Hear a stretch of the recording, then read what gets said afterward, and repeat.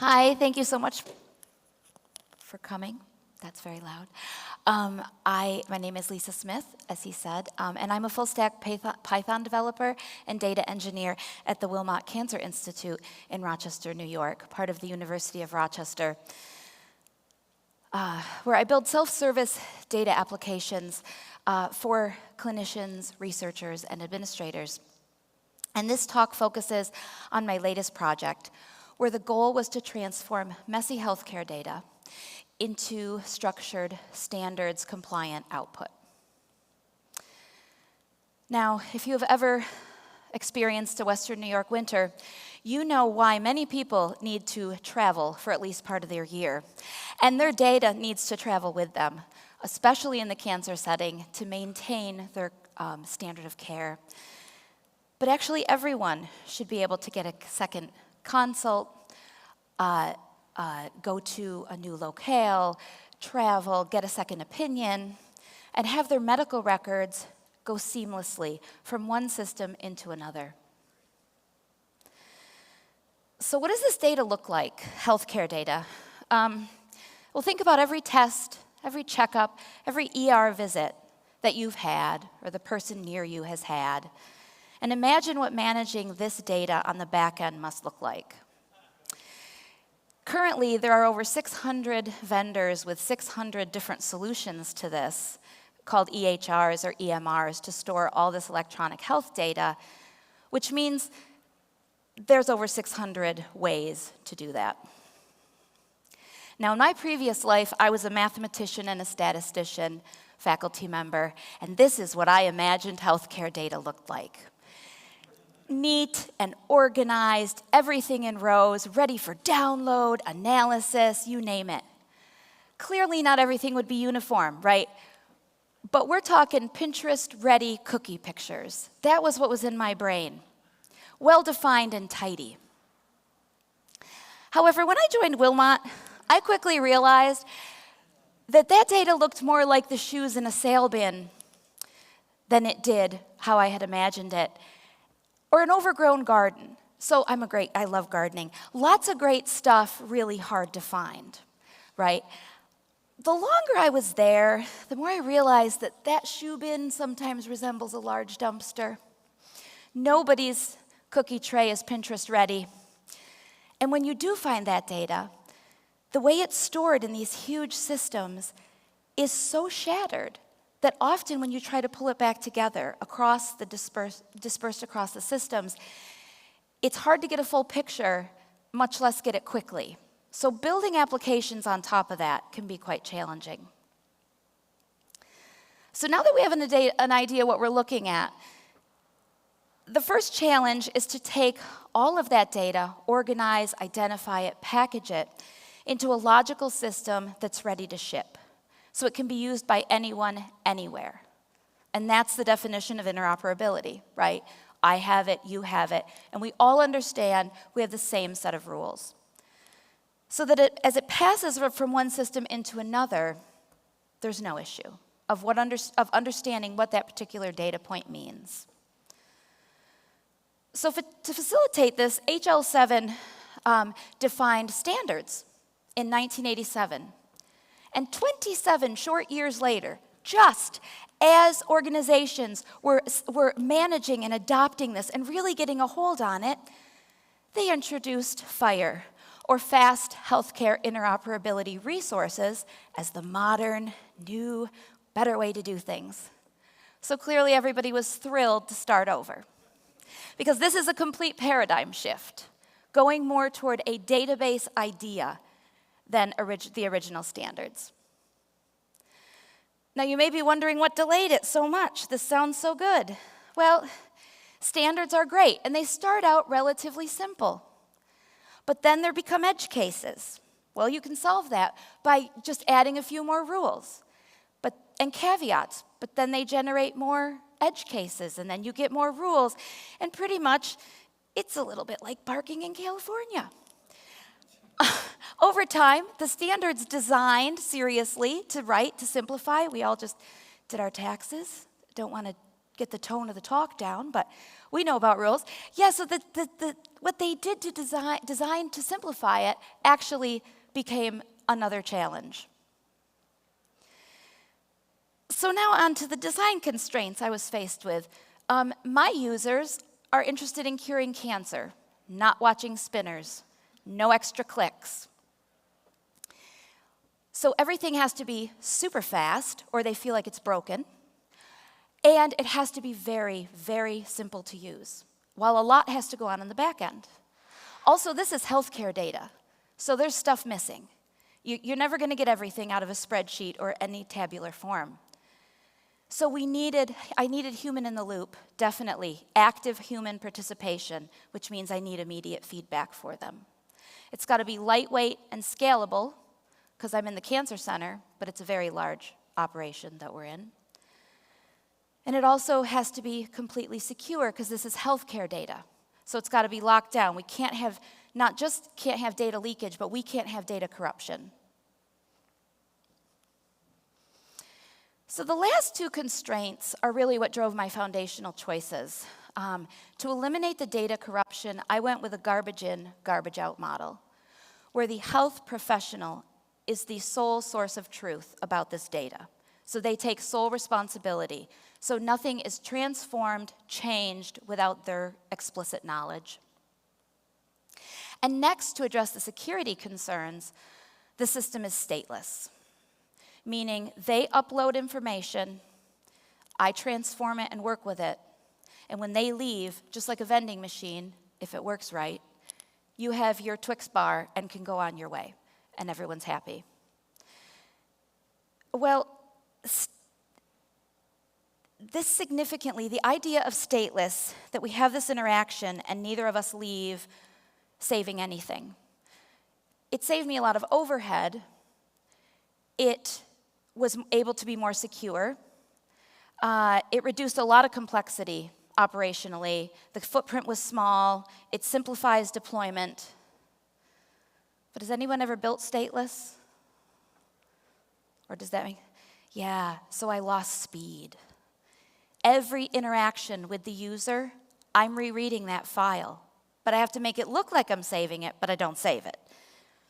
And so that really threw a wrench in things, which I'll get to a creative solution I came up with afterwards to help with that, my need for speed.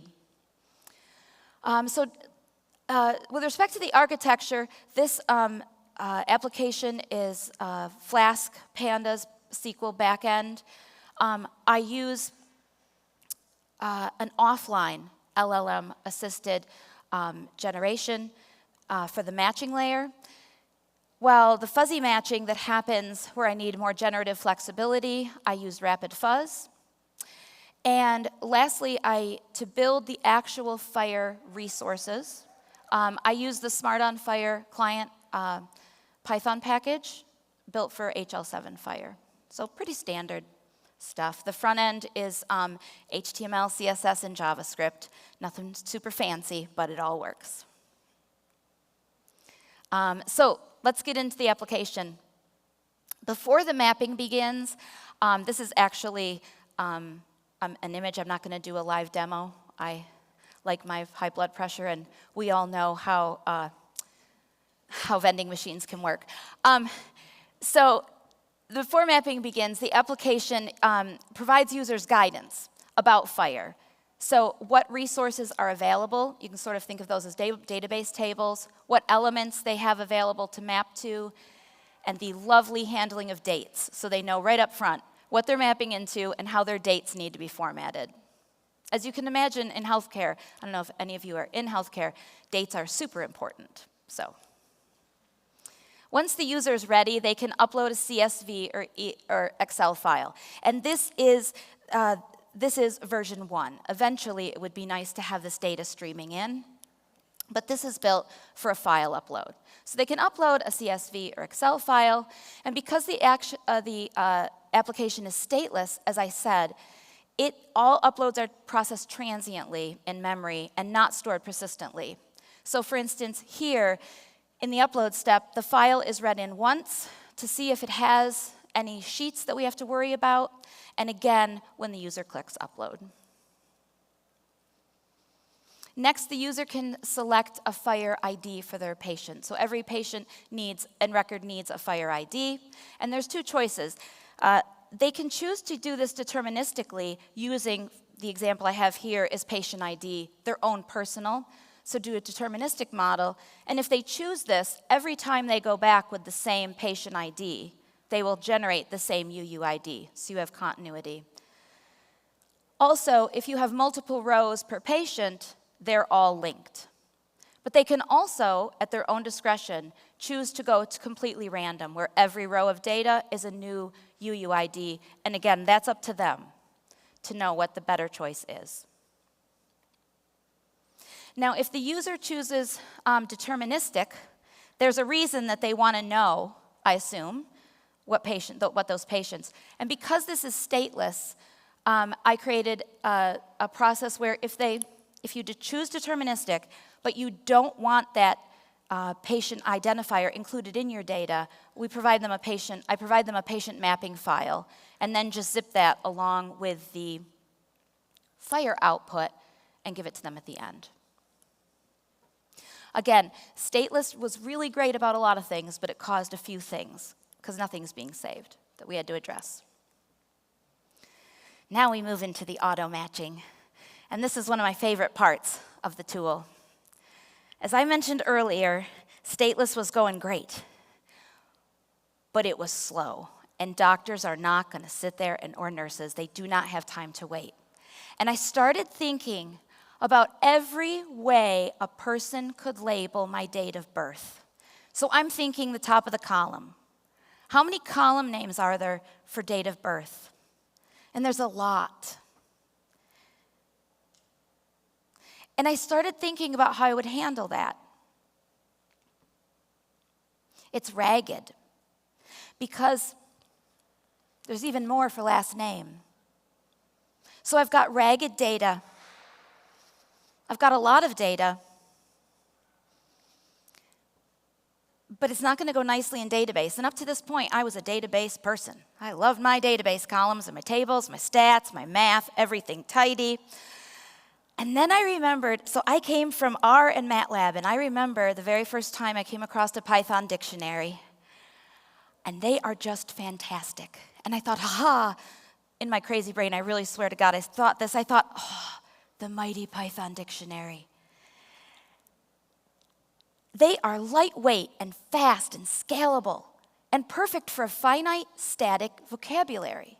Because while there's a ton of ways to say that this is a column full of last names, it's not like we're going to keep inventing new ones, right?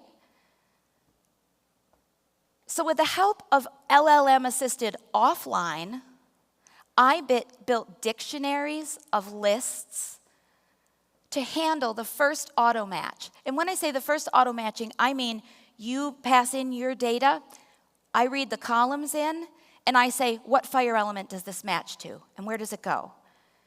And dictionaries are so fast, it was like lightning. It took it from seconds to a colleague asking me if I had preloaded a screenshot or if that was actually doing that live. So that was a very big compliment. So here's a snippet of the patient resource, dictionary, the patient dictionary. So there's two levels to this matching. So what happened, I'll just take birth date. So birth date, that word cloud I showed you, is actually the list of terms in the list creatively called birth date terms. I'm a mathematician, so I want to know what my variables are. Birth date terms. And I was on fire. Oh, I've cracked it. And then I hit vital status. So that's whether your patient is deceased or living. Sorry, not a happy topic. You can think of race, ethnicity, all of these labels that we put on patients. Well, FHIR says you have to have a specific label. So if your patient is deceased, they need a true, which seems sad. If you are Caucasian and female, that is considered white, and that is the term that has to be assigned. So there was a second layer of matching that had to happen. And for the second layer of matching, I could also use more dictionaries. So I have dictionaries of dictionaries, and they were just fantastic. And while LLMs were extremely useful for the offline dictionary expansion, I intentionally avoided runtime generative matching. That was, when I was building this, that was really something that my boss was interested in. What if we have LLMs do the whole thing, right? Just do the whole thing. But the problem is, all of these tests, labs, procedures, they have terminology, there's ambiguity, and it just took too long and was very inaccurate. The deterministic dictionary matching ended up significantly faster, as I said, but it was also more reproducible and easier to validate.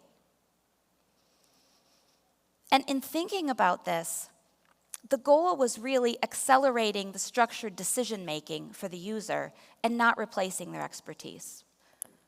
So that is why, in case you're wondering, I stayed with this deterministic matching in the beginning. So back to the app. Well, this is not a live demo, like I said, because of vending machines and my blood pressure. Those dictionaries allowed it to go so quickly that this is just a very, very small file so that I could fit this. But it's instantaneous, like the click I just did. Now, once the matches, those initials, so you've uploaded your file, I give you your matches back, and now they're color-coded, yellow for those that had no match, and blue. You can also hover over a FHIR element, like cond code. What does that mean? Well, those are ICD-10 condition codes, so to know if you have, for example, high blood pressure.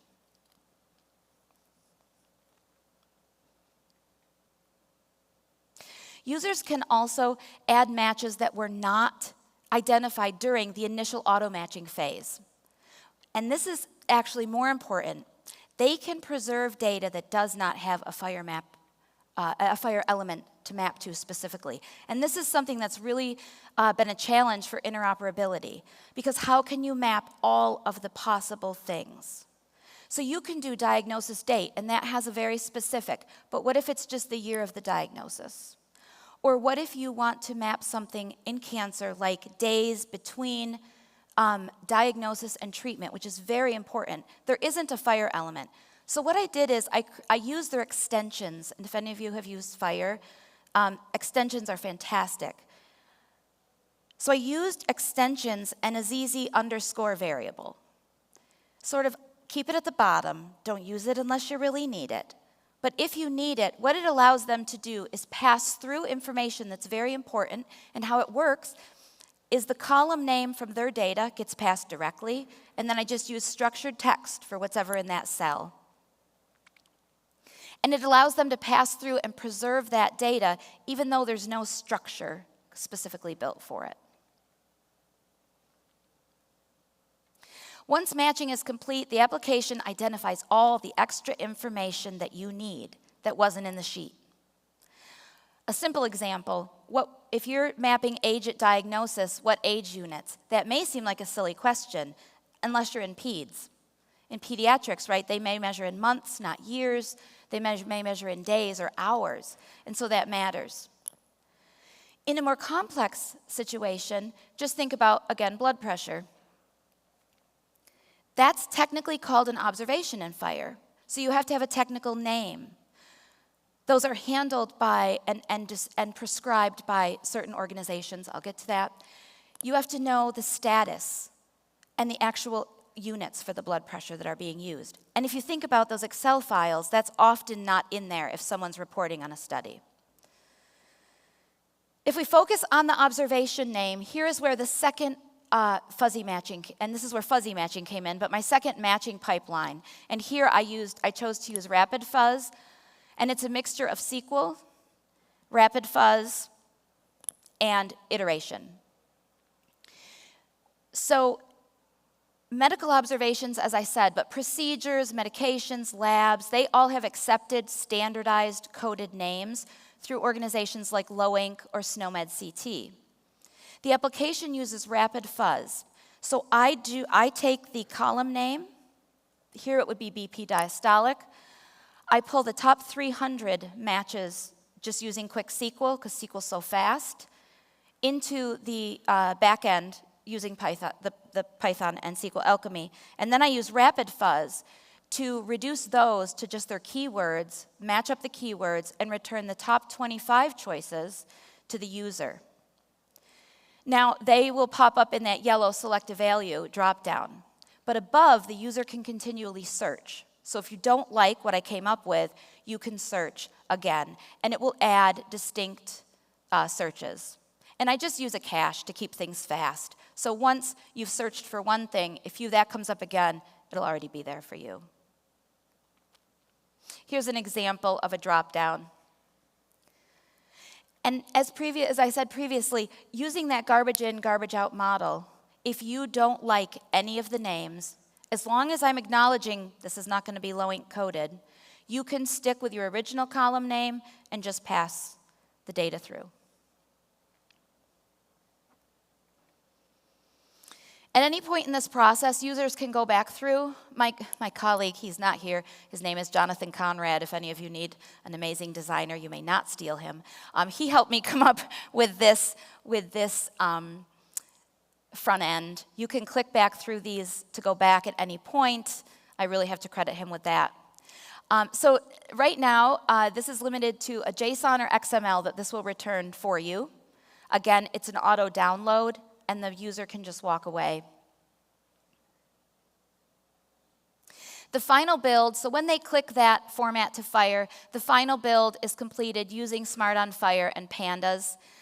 The Smart on FHIR Python, I want to make sure I say it right, Smart on FHIR Python client library, that line always gets me. It provides the building blocks and documentation to actually assemble this. And the idea is that you assemble all of the FHIR resources for one person, and then you have the bundle for all of the patients. Pandas ended up being, although I've seen a lot of polars on this, in this conference, and I'm getting kind of excited about polars, but for this one I used pandas. It was an especially strong fit because really I'm transforming and reorganizing and restructuring the data. I've been using pandas for a while, so it handles all the heavy lifting. So when the data comes in, it's cleaned, formatted, and coded, again, with the user's knowledge.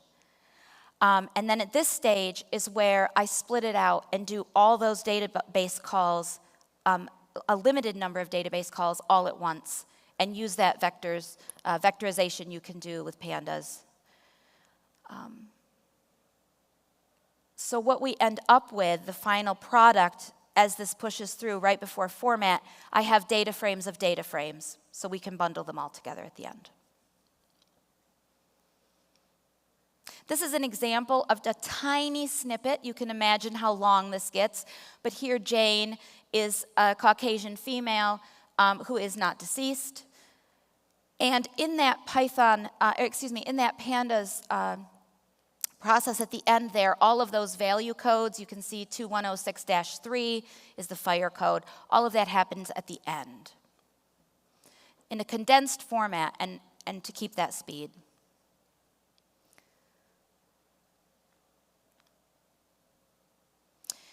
So what's next for this application? Right now, I did the base set of resources, several resources. It's in testing. People are using it, and we're having really good feedback. But because it was built the way it was, I try to build modularly, and so we can just extend the pipeline as more resources either become available or the need for them. It also, I've discovered recently, this idea of taking spreadsheet data or any tabular data and translating it is applicable elsewhere. So I'm really excited about that and moving to this data transformation. Cybersecurity specifically, taking very simple tabular risk assessment data and translating that into some sort of compliance standard. I've been looking into that as well. So if any of you want to talk about that afterwards, let me know.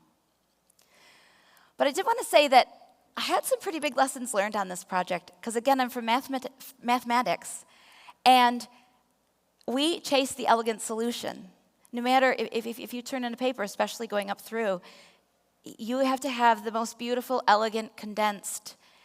And I've been reading and learning a lot about FHIR and any sort of standards like this, and I really have to say, I think embracing the non-perfect solution, are my dictionaries perfect? No, I'll miss things.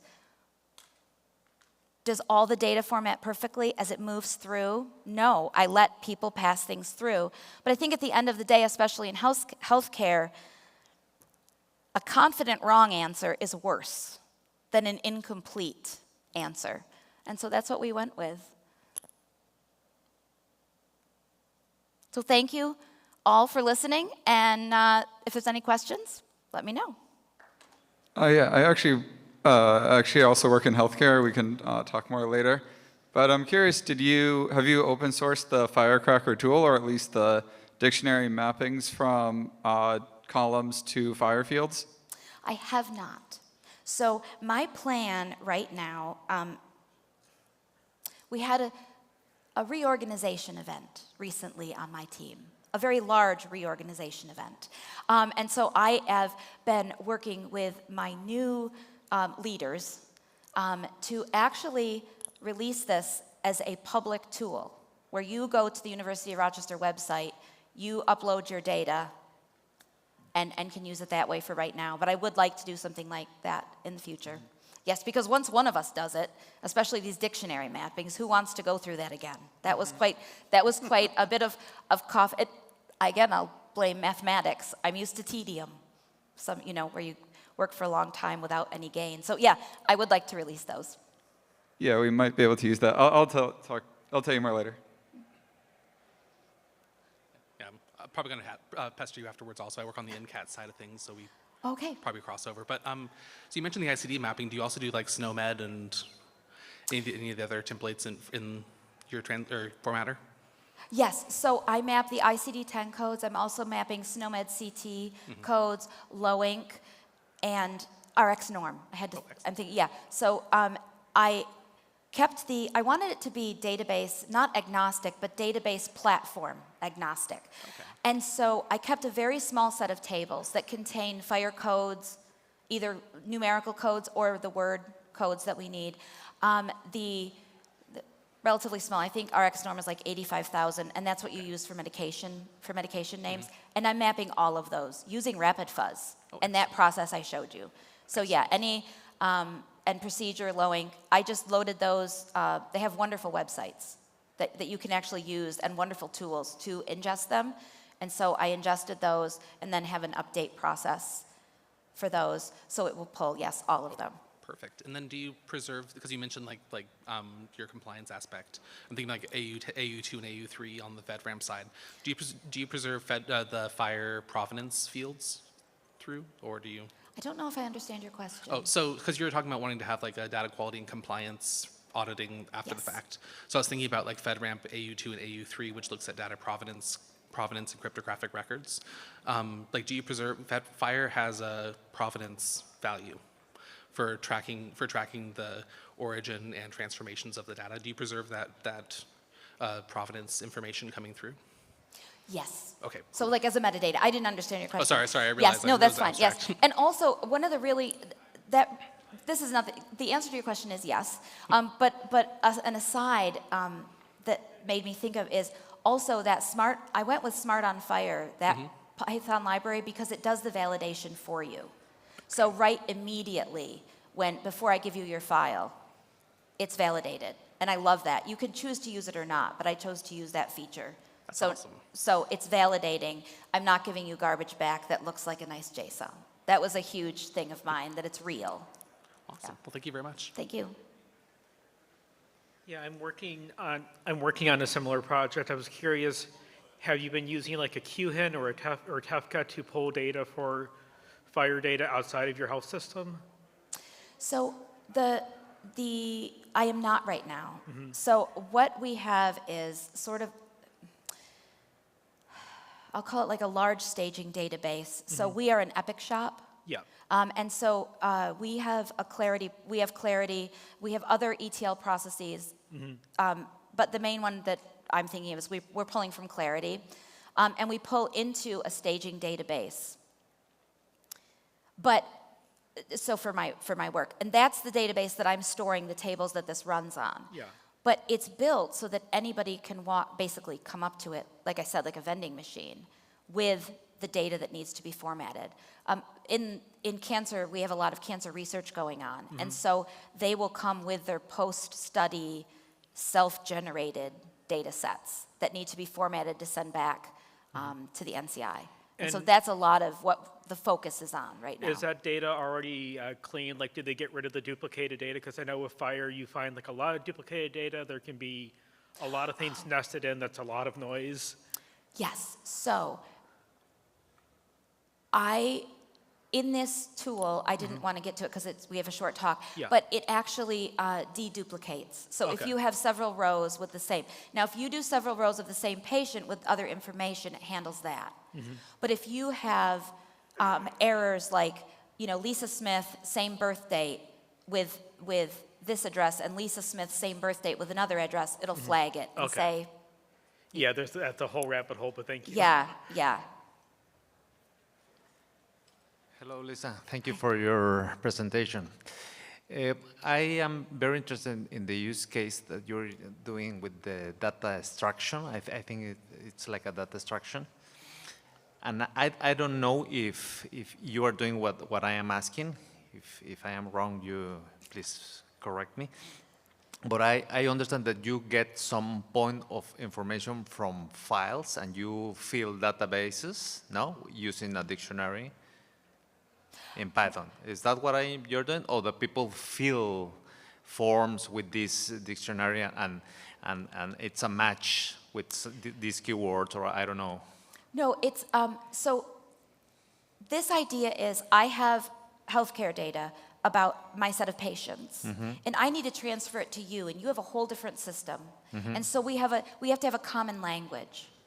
So this is like an interpreter. So I take my data and I format it to a level that we both understand. Okay. The same level.